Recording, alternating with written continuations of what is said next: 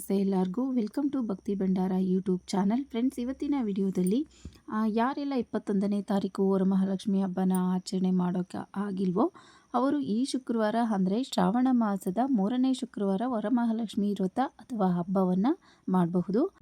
ಈ ದಿನ ಹಬ್ಬ ಮಾಡಬೇಕು ಅಂದ್ಕೊಂಡಿರೋರಿಗೆ ಪೂಜೆಗೆ ಶುಭ ಸಮಯ, ಕಳಶ ಸ್ಥಾಪನೆ, ನೈವೇದ್ಯ ಹಾಗೆ ಕಳಸ ವಿಸರ್ಜನೆ ಮಾಡೋ ಸಮಯ ಪ್ರತಿಯೊಂದನ್ನು ವಿವರವಾಗಿ ಈ ವಿಡಿಯೋದಲ್ಲಿ ತಿಳಿಸ್ಕೊಡ್ತಾ ಇದ್ದೀನಿ. ಅಷ್ಟೇ ಅಲ್ಲದೆ 28ನೇ ತಾರೀಕು ಶುಕ್ರವಾರ ಹುಣ್ಣಿಮೆ ಇದೆ, ಹಾಗೆ ಚಂದ್ರಗ್ರಹಣ ಕೂಡ ಇದೆ. ಹಾಗಾದರೆ ಯಾವ ರೀತಿ ಪೂಜೆಯ ಸಿದ್ಧತೆ ಮಾಡ್ಕೊಳ್ಬೇಕು, ಈ ವಾರ ಗ್ರಹಣ ಇದೆ, ಹಬ್ಬ ಮಾಡಬಾರ್ದಾ, ಮಾಡ್ಬೋದಾ, ಹೀಗೆ ಸಾಕಷ್ಟು ಪ್ರಶ್ನೆಗಳು ನಿಮ್ಮ ಮನಸ್ಸಲ್ಲಿ ಇರುತ್ತೆ. ಅದಕ್ಕೆ ಮೊದಲು ಗ್ರಹಣದ ಬಗ್ಗೆ ಸ್ವಲ್ಪ ಮಾಹಿತಿಯನ್ನು ತಿಳಿಸ್ಕೊಡ್ತೀನಿ. ಈ ದಿನ ಚಂದ್ರಗ್ರಹಣ ಯಾವ ಸಮಯದಲ್ಲಿ ಸ್ಟಾರ್ಟ್ ಆಗುತ್ತೆ ಅಂದರೆ 27ನೇ ತಾರೀಕು ಗುರುವಾರ ರಾತ್ರಿ 9:20ರಿಂದ ಬೆಳಗಿನ ಜಾವ 28ನೇ ತಾರೀಕು 1 ಗಂಟೆ 50 ನಿಮಿಷದವರೆಗೂ ಗ್ರಹಣ ಇರುತ್ತೆ. ಇನ್ನು 3 ಗಂಟೆ 28 ನಿಮಿಷಗಳ ಕಾಲ ಸತತವಾಗಿ ಚಂದ್ರಗ್ರಹಣ ಗೋಚರವಾಗಿರುತ್ತೆ.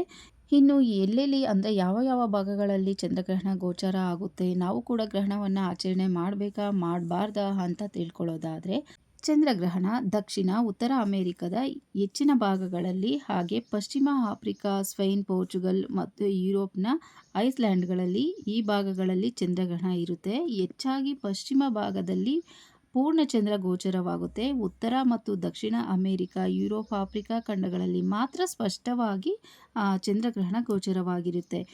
ಏಷ್ಯಾ ಮತ್ತು ಆಸ್ಟ್ರೇಲಿಯಾದಲ್ಲಿ ಈ ಗ್ರಹಣ ಗೋಚರವಾಗೋದಿಲ್ಲ. ದಕ್ಷಿಣದ ಕಡೆ ಹೆಚ್ಚಾಗಿ ಆಗೋದಿಲ್ಲ. ಹಾಗಾಗಿ ಭಾರತದಲ್ಲಿ ಚಂದ್ರಗ್ರಹಣ ಗೋಚರ ಇಲ್ಲ. ಹಾಗಾಗಿ ಅದರ ಆಚರಣೆ ಮಾಡೋ ಅವಶ್ಯಕತೆ ಕೂಡ ಇಲ್ಲ, ಮಾಡಬೇಕಾಗೂ ಇಲ್ಲ. ಹಾಗಾಗಿ 28ನೇ ತಾರೀಕು ಯಾರೆಲ್ಲ ಹಬ್ಬ ಮಾಡಬೇಕು, ಲಕ್ಷ್ಮಿನ ಕೂರಿಸ್ಬೇಕು ಅಂದ್ಕೊಂಡಿದ್ದೀರೋ ಯಾವುದೇ ಅನುಮಾನ, ಆತಂಕ ಏನು ಇಲ್ಲದೆ ಹಬ್ಬವನ್ನು ಆಚರಣೆ ಮಾಡ್ಬೋದು. ಮತ್ತು ಈ ವಾರನೂ ಕೂಡ ಕಾರಣಾಂತರಗಳಿಂದ ಹಬ್ಬವನ್ನು ಆಚರಣೆ ಮಾಡೋದಕ್ಕಾಗ್ತಿಲ್ಲ ಅಂದರೆ ಮುಂದಿನ ಶುಕ್ರವಾರ ಅಂದರೆ ಸೆಪ್ಟೆಂಬರ್ 4ನೇ ತಾರೀಕು ಶ್ರೀಕೃಷ್ಣ ಜನ್ಮಾಷ್ಟಮಿ ಇರುತ್ತೆ. ತುಂಬ ಶ್ರೇಷ್ಠವಾದ ದಿನ ಅಂತಲೇ ಹೇಳ್ಬೋದು. ಈ ದಿನವೂ ಕೂಡ ಹಬ್ಬವನ್ನು ಆಚರಣೆ ಮಾಡ್ಬೋದು. ಆಗಸ್ಟ್ 28ನೇ ತಾರೀಕು ಹುಣ್ಣಿಮೆ ಇರುತ್ತೆ. ಇನ್ನು ಒಳ್ಳೆ ದಿನ ಅಂತಲೇ ಹೇಳ್ಬೋದು. ಇದನ್ನು ನೂಲು ಹುಣ್ಣಿಮೆ ಅಂತಲೂ ಕೂಡ ಕರೀತಾರೆ. ಹಾಗೆ ಈ ದಿನ ರಕ್ಷಾಬಂಧನವನ್ನು ಕೂಡ ಆಚರಣೆ ಮಾಡಬೇಕು. ಹಾಗೆ ರಕ್ಷಾಬಂಧನ ಕೂಡ ಅದೇ ದಿನ ಇದೆ. ಒಟ್ಟಾಗಿ 3 ಹಬ್ಬಗಳು ಕೂಡ ಬಂದಿದೆ. ಶ್ರಾವಣ ಶುಕ್ರವಾರ, ಹಾಗೆ ರಕ್ಷಾಬಂಧನ ಮತ್ತು ಕೃಷ್ಣ ಜನ್ಮಾಷ್ಟಮಿ, ಹುಣ್ಣಿಮೆ. ತುಂಬ ಶ್ರೇಷ್ಠವಾದ ದಿನ ಅಂತಲೇ ಹೇಳ್ಬೋದು. ಈಗ ಹುಣ್ಣಿಮೆ ತಿಥಿ ಯಾವಾಗ ಮುಕ್ತಾಯವಾಗುತ್ತೆ, ಯಾವಾಗ ಪ್ರಾರಂಭವಾಗುತ್ತೆ ಅಂತ ತಿಳ್ಕೊಳ್ಳೋದಾದರೆ, ಇದೇ 27ನೇ ತಾರೀಕು ಗುರುವಾರ ಬೆಳಗ್ಗೆ 9 ಗಂಟೆ 10 ನಿಮಿಷಕ್ಕೆ ಹುಣ್ಣಿಮೆ ತಿಥಿ ಪ್ರಾರಂಭವಾಗುತ್ತೆ. 28ನೇ ತಾರೀಕು ಶುಕ್ರವಾರ ಬೆಳಗ್ಗೆ 9 ಗಂಟೆ 50 ನಿಮಿಷಕ್ಕೆ ಹುಣ್ಣಿಮೆ ತಿಥಿ ಮುಕ್ತಾಯವಾಗುತ್ತೆ. ಇದೇ ಅಂದರೆ ನಮಗೆ ಚಂದ್ರೋದಯದ ಸಮಯದಲ್ಲೂ ಕೂಡ 27ನೇ ತಾರೀಕು ಹುಣ್ಣಿಮೆ ತಿಥಿ ಇರುತ್ತೆ. 28ನೇ ತಾರೀಕು ಶುಕ್ರವಾರ ಸೂರ್ಯೋದಯದ ಸಮಯದಲ್ಲೂ ಕೂಡ ಹುಣ್ಣಿಮೆ ತಿಥಿ ಇರುತ್ತೆ. ಈ ದಿನ ಪೂಜೆ ಮಾಡುವಂಥರು ಬೆಳಗ್ಗೆ 4:30ರಿಂದ 6 ಗಂಟೆವರೆಗೂ ಬ್ರಾಹ್ಮಿ ಮುಹೂರ್ತದಲ್ಲಿ ಪೂಜೆಯನ್ನು ಮಾಡಬಹುದು, ಅಥವಾ 6 ಗಂಟೆಯಿಂದ 7 ಗಂಟೆ ತನಕ ಮಾಡಬಹುದು. ಆಮೇಲೆ 9 ಗಂಟೆಯಿಂದ 10 ಗಂಟೆ ತನಕ ಕೂಡ ಮಾಡ್ಬೋದು. ಅದಾದ ಮೇಲೆ ಮಧ್ಯಾಹ್ನ ಅಭಿಜಿತ್ ಮುಹೂರ್ತ ಇರುತ್ತೆ. ಒಂದೊಂದು ಸಲ ಏನಾಗುತ್ತೆ ಅಂದರೆ ರಾಹುಕಾಲ ಇರುವಾಗಲೇ ಅಭಿಜಿತ್ ಮುಹೂರ್ತ ಸ್ಟಾರ್ಟ್ ಆಗಿಬಿಡುತ್ತೆ. ಇನ್ನು ಬೆಳಗ್ಗೆ 10 ಗಂಟೆ 30 ನಿಮಿಷದಿಂದ 12 ಗಂಟೆವರೆಗೂ ಕೂಡ ರಾಹುಕಾಲ ಇರುತ್ತೆ. 12ರಿಂದ 12:30ರವರೆಗೆ ಅಭಿಜಿತ್ ಮುಹೂರ್ತ ಇರುತ್ತೆ. ಈ ಸಮಯದಲ್ಲಿ ಕೂಡ ಪೂಜೆಯನ್ನು ಮಾಡಬಹುದು. ಮತ್ತು ಸಂಜೆ ಗೋಧೂಳಿ ಸಮಯದಲ್ಲಿ ಅಂದರೆ 5:30ರಿಂದ 7 ಗಂಟೆ ಒಳಗಡೆ ಪೂಜೆಯನ್ನು ಮಾಡಬಹುದು. ಇನ್ನು ಇದೇ ದಿನ ಕಳಶವನ್ನು ಕದಿಸ್ತೀರಿ ಅನ್ನೋರು ರಾತ್ರಿ 8 ಗಂಟೆ ನಂತರ ಕೆಂಪಾರತಿ ಮಾಡಿ ಆರತಿ ನೀರನ್ನು ಹೊರಗಡೆ ಹಾಕಿ ಯಾವುದಾದರೂ ಒಂದು ಗಿಡಕ್ಕೆ ಹಾಕಿ ಕಳಶವನ್ನು ಕದಿಸಬಹುದು. ಬೆಳಗ್ಗೆ 7:30ರಿಂದ 9 ಗಂಟೆ ಒಳಗಾಗಿ ಕಳಸ ವಿಸರ್ಜನೆಯನ್ನು ಮಾಡಬೇಕು. ಅಥವಾ ಭಾನುವಾರ ವಿಸರ್ಜನೆ ಮಾಡ್ತೀರಿ ಅಂದರೆ ಶ್ರಾವಣ ಶನಿವಾರ ರಾತ್ರಿ 8 ಗಂಟೆ ನಂತರ ಕಳಶವನ್ನು ಕದಲಿಸಿ ಭಾನುವಾರ ಬೆಳಗ್ಗೆ ಆವತ್ತು ಅಷ್ಟೇ 8 ಗಂಟೆ ಒಳಗಾಗಿ ಕಳಸವನ್ನು ವಿಸರ್ಜನೆ ಮಾಡಬೇಕು. 8 ಗಂಟೆ ಒಳಗಡೆ ಆಗಿಲ್ಲ ಅನ್ನೋರು 10 ಗಂಟೆ ನಂತರ ವಿಸರ್ಜನೆಯನ್ನು ಮಾಡಬಹುದು.